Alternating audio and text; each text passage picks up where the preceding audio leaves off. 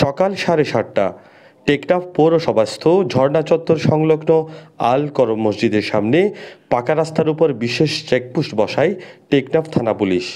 এ সময় সুপারির বস্তায় বিশেষ কায়দায় লুকানো সিলিংযুক্ত প্লাস্টিকের বাট সহ একটি বিদেশি G3 রাইফেল, 2টি ম্যাগাজিন এবং 50 রাউন্ড তাজা গুলি বের করা হয় সুপারির বস্তার ভেতর থেকে। সংবাদ সম্মেলন করে টেকনাফ মডেল থানার ভারপ্রাপ্ত কর্মকর্তা উসমান গনি জানান, দীর্ঘ অভিযানের পর গর্জনিয়ার হেলালকে আটক করা হয়।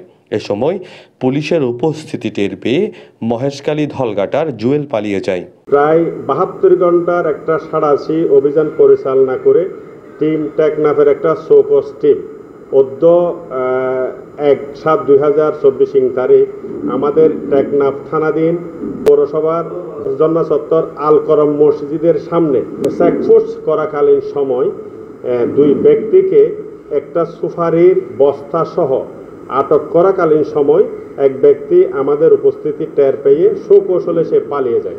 তবে এই অস্ত্রের উৎস জানতে পারেনি পুলিশ। News desk, TTN।